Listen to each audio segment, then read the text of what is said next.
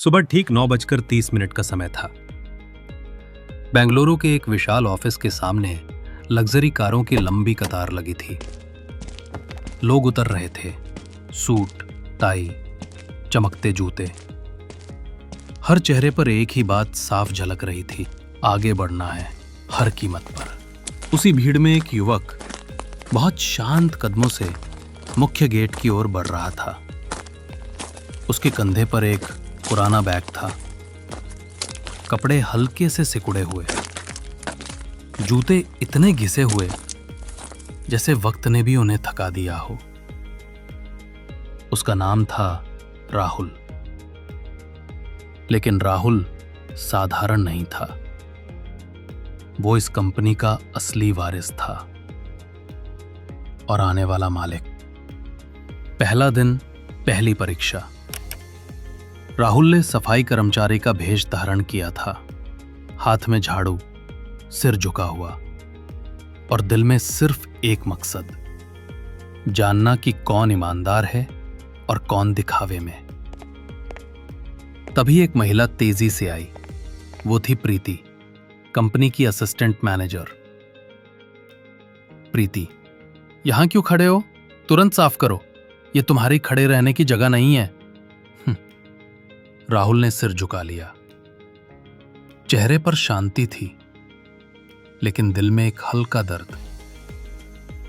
उसने मन ही मन कहा, यह अपमान नहीं, यह मेरी परीक्षा है। खाने के समय सब हंस रहे थे, बातें कर रहे थे। कोई कॉफी पी रहा था, कोई गपशप कर रहा था। राहुल एक कोने में सफाई कर रहा था। उसकी आंखें नीचे थीं, लेकिन कान सब सुन रहे थे। महिला एक, अरे देखो, नया सफाई वाला कितना देहाती लगता है। महिला दो, हां, लगता है लिफ्ट का बटन भी पहली बार देखा है। राहुल ने कुछ नहीं कहा, बस चुपचाप सफाई करता रहा। लेकिन मन ही मन सबके चेहरे याद कर लिए, क्योंकि यही पल इंसान का असली चेहरा दिखाते हैं। कुछ दिनों बाद राहुल की मुलाकात हुई विजय से, एक बुजुर्ग सफाई कर्मचारी जो सालों से वहीं काम कर रहा था। कम बोलने वाला, लेकिन दिल का साफ। लोग उसका मजाक उड़ाते, पर वो बस मुस्कुरा देता।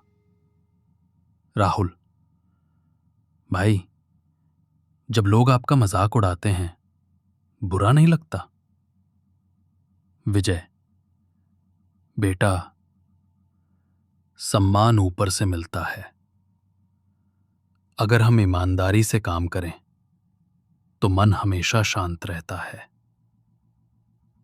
राहुल ने उसी पल सोचा, अगर किसी को इस कंपनी में सम्मान मिलना चाहिए, तो वो विजय है। एक दिन खबर आई, कंपनी से पैसे चोरी हो गए हैं। प्रीति गुस्से में हॉल में आई। प्रीति, मुझे पता है किसने चोरी की है, विजय ने। विजय, मैडम, मैंने कुछ नहीं किया, मैं तो बस पानी रखने गया था। लेकिन किसी ने उसकी बात नहीं सुनी। वो सिर झुकाकर बाहर चला गया। रात में राहुल ने सीसीटीवी देखा और सच्चाई सामने थी। विजय निर्दोष था। राहुल, अब वक्त आ गया है सच्चाई सामने लाने का। अगले दिन एक लग्जरी कार ऑफिस के गेट पर आकर रुकी। उसमें से उतरा राहुल, अपने असली रूप में। सूट, आत्मविश्वास और आंखों में सच्चाई की चमक। सभी हैरान थे। ये वही व्यक्ति था जिसे वे सफाई कर्मचारी समझते थे। प्रीति, वेलकम सर, मैं असिस्टेंट मैनेजर प्रीति।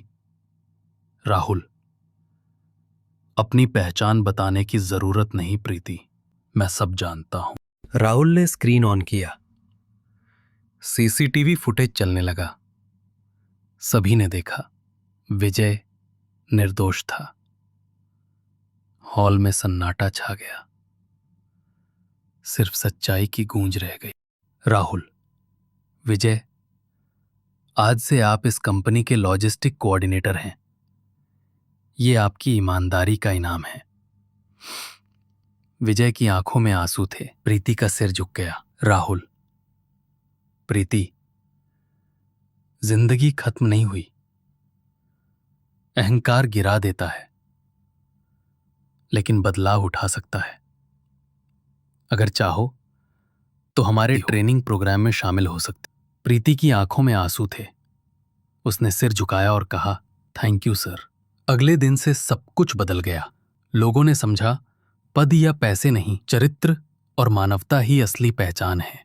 कभी किसी को छोटा मत समझो, क्योंकि कौन जाने कल वही तुम्हारा भविष्य तय करे। अगर आपको ये कहानी पसंद आई हो तो लाइक करें, शेयर करें और हमारे चैनल को सब्सक्राइब करना ना भूलें। अगले वीडियो में मिलते हैं एक नई कहानी और एक नए सबक के साथ।